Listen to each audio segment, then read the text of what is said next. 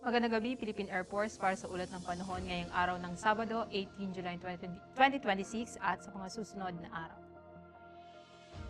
Para sa ating synoptic situation, southwest monsoon o habagat ang patuloy na umiiral na weather system dito nga sa may western section ng Northern Luzon na siyang magdadala ng maulap na kalangitan na may mga kalat-kalat na pagulan, pagkidlat at pagkulog, particular na dito nga sa may Ilocos Region at Zambales.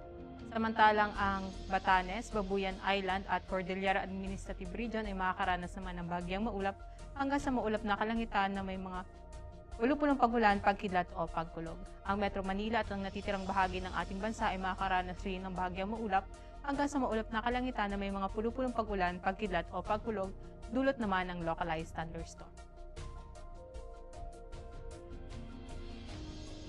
Para sa magiging lagay at taya ng panahon bukas, inaasahang makakaranas ng maulap na kalangitan na may mga kalat-kalat na pagulan, pagkidlat at pagkulog ang lawag. Samantalang ang Metro Manila at ang natitirang bahagi ng Luzon, Visayas at Mindanao ay makakaranas ng bagyang maulap hanggang sa maulap na kalangitan na may mga pulupulong pagulan, pagkidlat o pagkulog.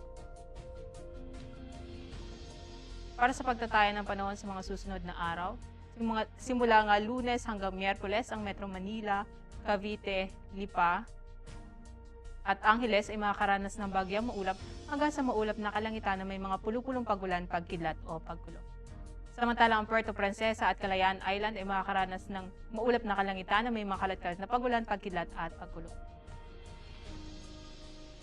Ang Mactan, sa susunod na 3 araw, ito ay makakaranas ng bagyang maulap hanggang sa maulap na kalangitan na may mga pulupulong pagulan, pagkidlat o pagkulog. At sa Zamboanga, sa susunod na 3 araw, ito ay makakaranas ng maulap na kalangitan na may mga kalat-kalat na pagulan, pagkidlat at pagkulog. Sa Davao, ito ay makakaranas ng bagyang maulap hanggang sa maulap na kalangitan na may mga pulupulong pagulan, pagkidlat o pagkulog. Para sa ating sunset, ang haring araw ay lulubog mamayang 6:29 p.m.